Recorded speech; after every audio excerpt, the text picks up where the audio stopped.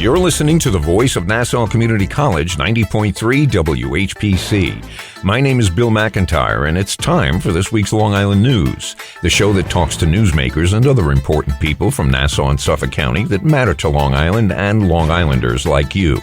So each week, we'll have a conversation about issues that affect all of us. I live on Long Island just like you, and I want to know more about the people making the big decisions that affect all of us. Well, this week, we're happy to welcome back to the show Democratic Congressman Tom Suozzi, who represents New York's 3rd District.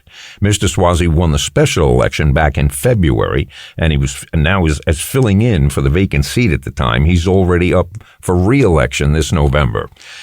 Mr. Suozzi, welcome back to this week's Long Island News. Hey, Bill, it seems like I just saw you a little while ago from my last race. Yeah, right. It went fast. It went fast. Well, for me, it went fast. I don't know how fast it went for you. There's a lot going on, that's for sure. Yeah, I'll bet. Well, you know what? Let's get started off with something we can all be happy about. First of all, I understand you're a huge Mets fan. And to peek behind the curtain a bit, we're recording this show on October 4th. And the day after, they came from behind to win the wild card series in a dramatic fashion. So big moment for Pete Alonso and the Mets. It right. was really fantastic. My son and I were watching it. It was fantastic. It was great. I sent around the Howie Rose call on the radio to my brothers this morning. So it's just a great night. Really memorable. So what's your prediction for the Mets for the year? All the way. Gotta believe. Let's go. You gotta believe, right. I'll sing the Mets song for you sometime. I know both verses. Well, I said to a station manager, to Sean, that, they didn't call them the Amazing Mets for nothing. And it's That's things right. like this, that was really cool. But now, so on to some business. It's like starting all over again, I'm guessing. But this time you're the incumbent in the race. Tell us about your last 8 months or so in Congress. What's the big... Well, it's been a very fulfilling experience for me, actually, because of the fact that in my special, the big issue is immigration. Mm-hmm. And I came out very hard and said, listen, we have to secure the border, and we have to do a bipartisan deal to do it.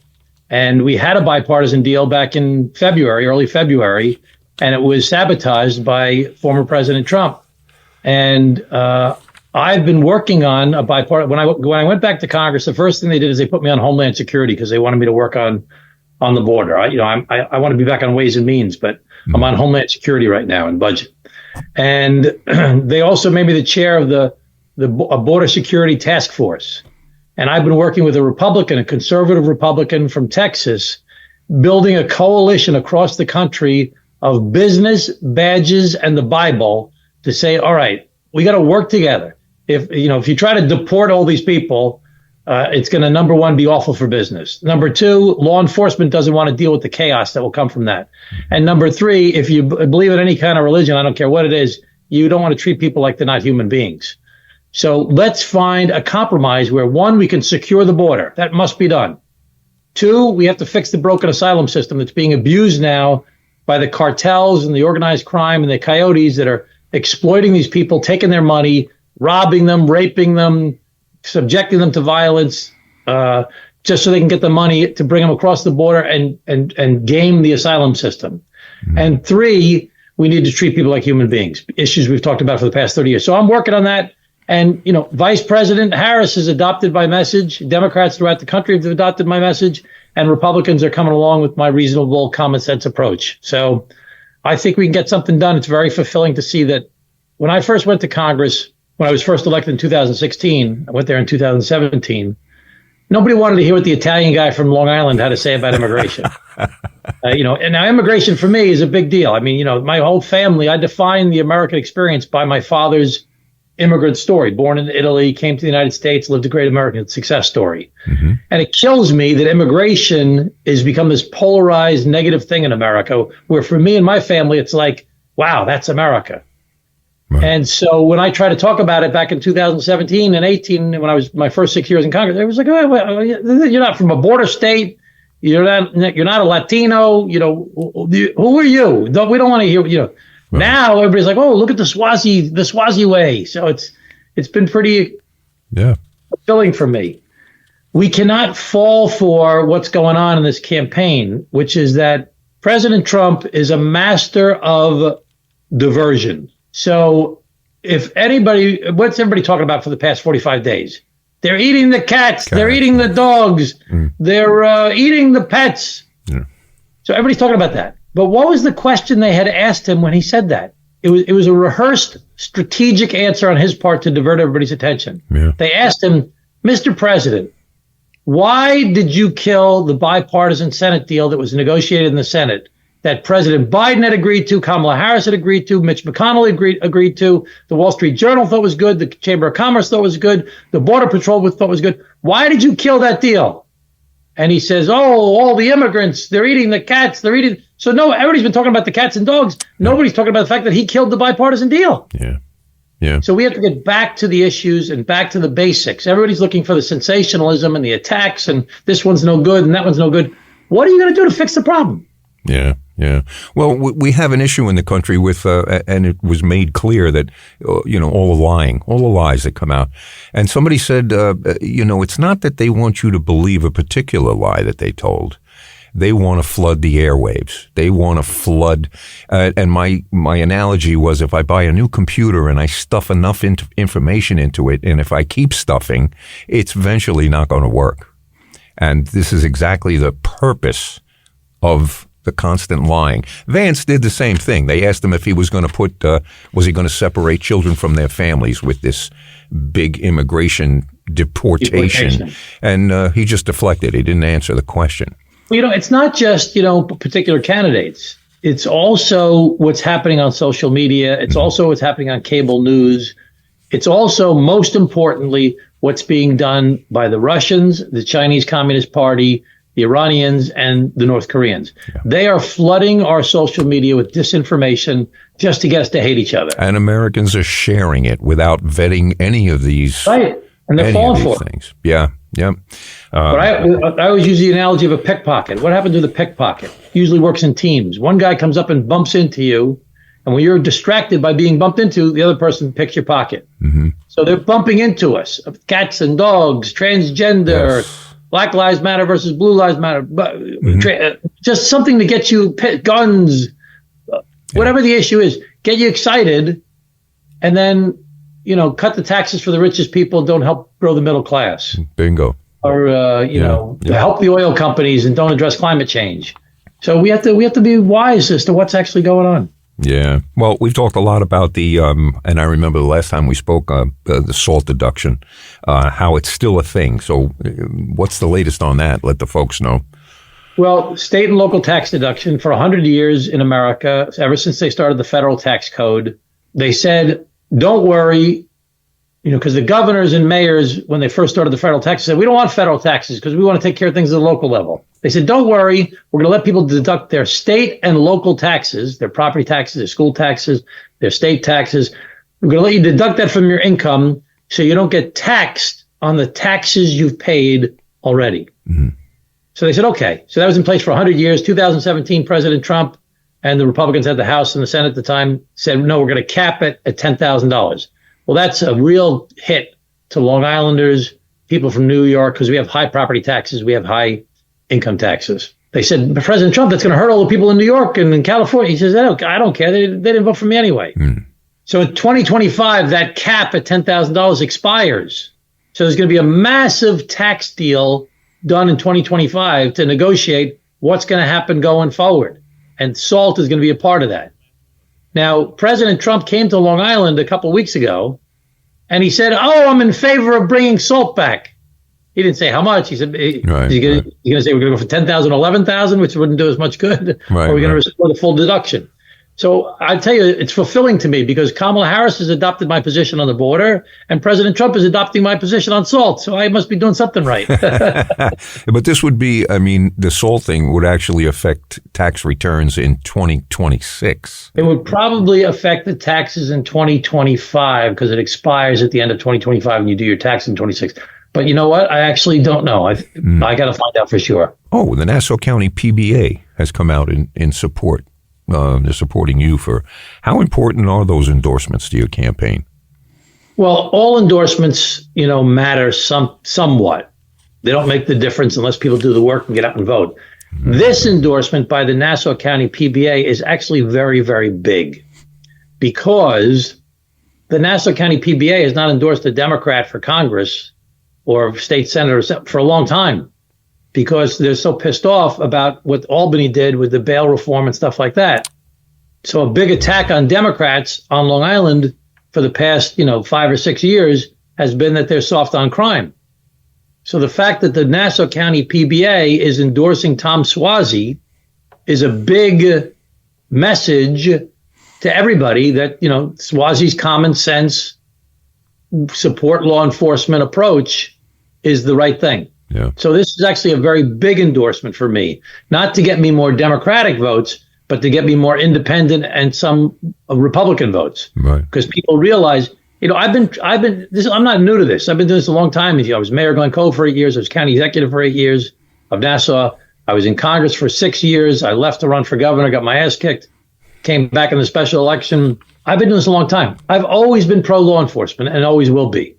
In the middle of the George Floyd protests, I did a ceremony in Glen Cove honoring police officers from New York City, Nassau County, at the time Suffolk County, and Glen Cove. Because I wanted to say, yes, we want to go after people that abuse the rules in the police departments throughout the country, where we're much better on Long Island than they are in the rest of the country. But we want to go after people that break the rules. There are bad apples. Yes, we want to address mental health problems. But we have to accept the fact that 99.9% of the cops are doing the right thing, putting their life on the line every day. And some days, boring, nothing happens. Other days, they get shot at. Or they save a baby that's stopped breathing. We have to, respect our police officers and encourage them, not discourage them. Yeah. So they recognize that I've been doing that ever since 2020.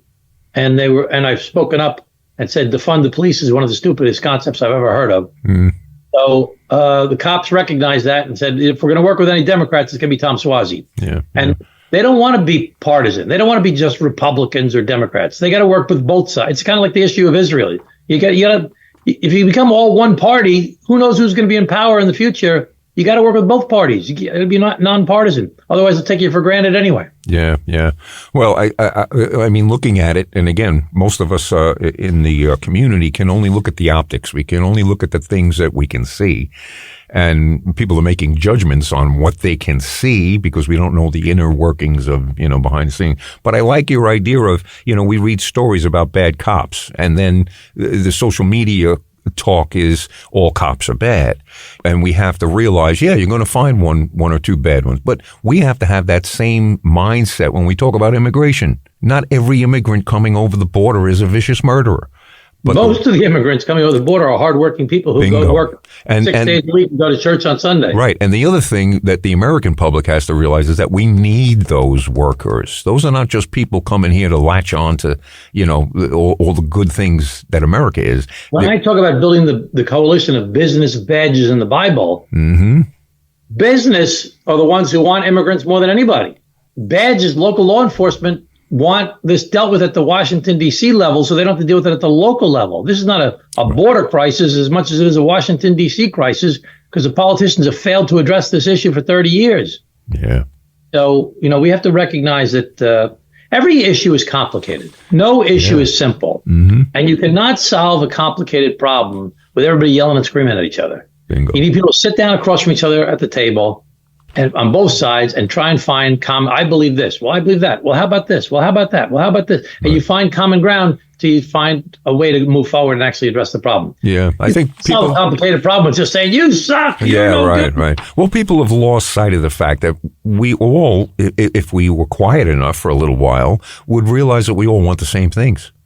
No matter which side of the aisle you're on, you're theoretically, I would think, we're fighting for the same things. So what is it we're fighting about? How we get there? You got to get back to everybody believes in one of the most basic things is I don't care if you're a left-wing progressive or a right-wing conservative. Everybody in America should believe that if I'm willing to go to work every day and work hard, I should make enough money so I can have a decent life.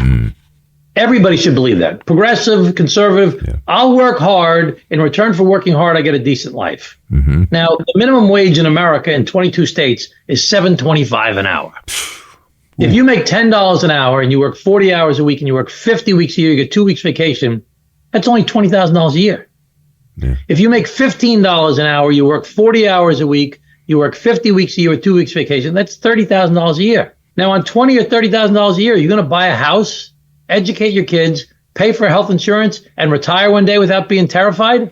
I don't think so. No. So we've got to get back to getting people working together to say hard work in America has to be rewarded with a decent life. That's the American dream, the American promise. Mm-hmm. So that's why what Biden did with the infrastructure, bipartisan infrastructure bill, which is going to create massive amounts of jobs for a decade in high-paying, good-wage jobs in construction and building and infrastructure. The CHIPS Act, rebuilding manufacturing in America in the semiconductor industry.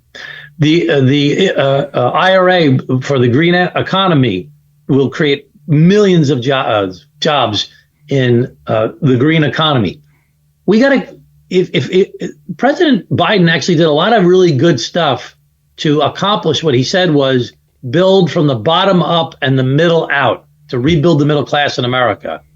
But he's not a great communicator. So he wasn't able to sell people on what he did. Our economy is better than any Western world. Now, I know we're all pissed off about inflation. I am too. I can't believe it sometimes when I go out to eat out to dinner or go to a deli or something like that. I'm like, what? Is that how much it costs? My wife says, you don't understand prices. I mean, I'm out of touch. I thought it was because I was getting old and I just didn't. Yeah. Yeah.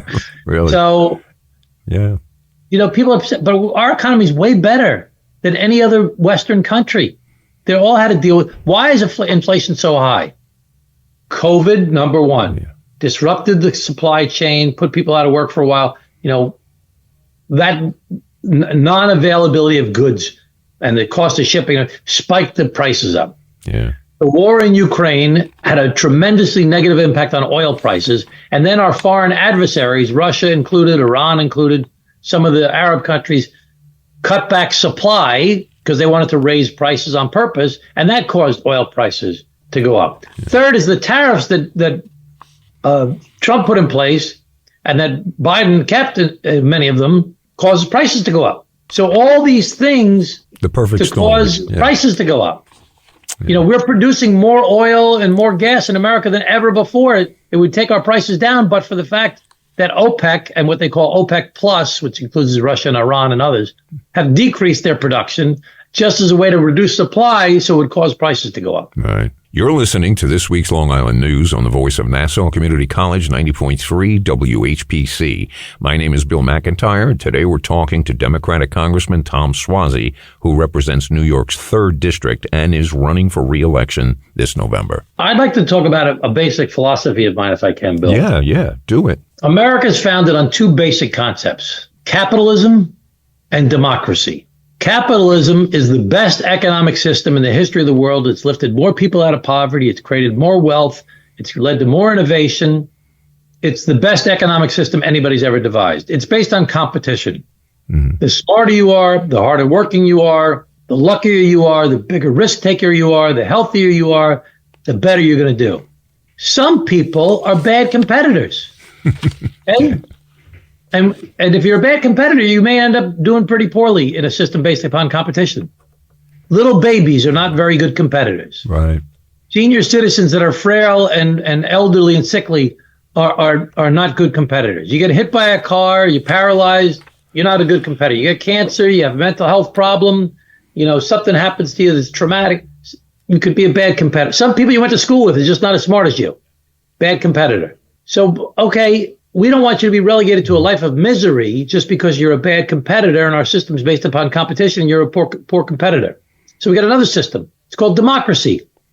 All men and women are created equal. We're going to put protections in place to make sure that even though you're a bad competitor, we're looking out for you to make sure you're safe. We're going to put rules in place at the factory that you don't get your fingers cut off.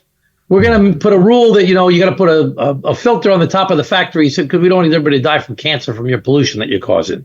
Right. You're a baby and your parents are not doing well. We don't want you to suffer because you're a baby. You got no choice. We're going to give you something to eat. And you're a senior citizen and your kids have moved away. You're not doing well. We want you to have Social Security, so at least you have a basic income so you can survive. We're going to put rules in place. The challenge in our society is to find a balance between these two systems. Mm-hmm. Because if you do just all capitalism, you know, but some people doing really great, making a lot of money, and some other people just terrible, awful lifestyle. And we don't want that to happen. If you do all democracy and put rules in place, and you put rules in for this and rules in for that, you're going to kill the goose that laid the golden egg. You're going to kill the democratic system, the capitalistic system, because you don't want to put so many regulations, so many protections in place that you ruin the system. So you got to find a balance between these two systems on a knife's edge, where you can keep the economic engine going, but also make sure that people have a good life. Mm-hmm. So the problem in our society today is there's very little balance. There's very little effort to find that common ground, which is not going to happen naturally. You got to work at it. And if you're just, everybody's either, you're all one of those. No, you're one of those.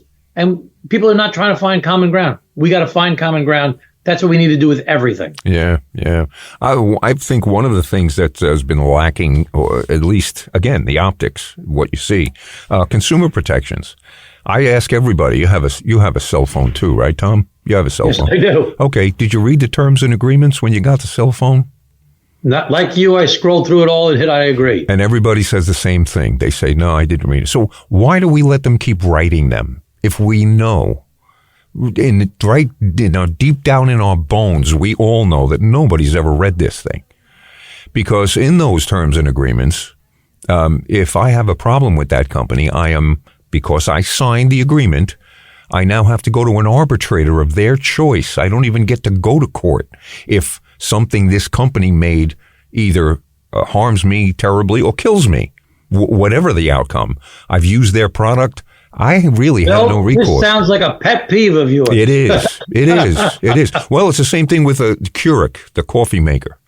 When that company came out with that product, who let them produce it? Did anybody have the idea that we were going to create 5 landfills of those little plastic coffee cups? Oh, my gosh. Yeah. You know, I've asked this before of other. Well, think about all the plastic that we have with so many it's in our products. It's in our blood now. It's in our blood. It's in our bodies. As a matter of fact, we have at our house, we have a cutting board, and we have a wooden one, and we have a plastic. And I was looking at it the other day. I was like, honey, I don't think we should be using this plastic one anymore because, you know, you're cutting all this plastic. You're eating all the plastic. Yeah, we're swimming in it, you know. But I was always curious. Water bottles. Look at water bottles. My gosh. Even with the local legislature, I asked some. Is there a committee that after you pass the law, does anyone look to see what the unintended consequences might be? Do we have a? That's supposed to be part of the legislative process, and unfortunately, a lot of that doesn't happen as much as it used to. Yeah. All in Congress is regular order.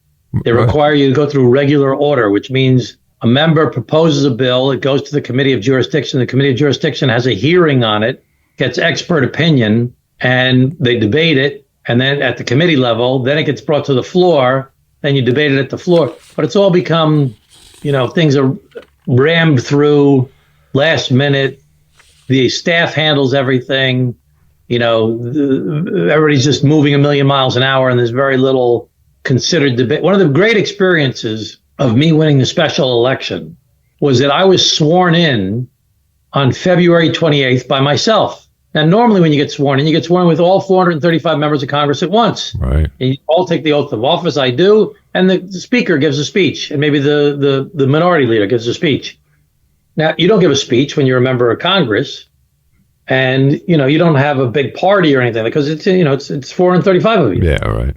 But because my race was so high profile, and because I was sworn in by myself, I was on the floor of the House of Representatives, and I gave a speech to all of my colleagues. Now, I've given 50 speeches on the floor of the Congress, but there's usually 10 people there, and it's on C-SPAN. Right. So here's everybody in Congress. You know, think of the State of the Union. Everybody's there clapping, or cheering or jeering based upon what you're saying. Right.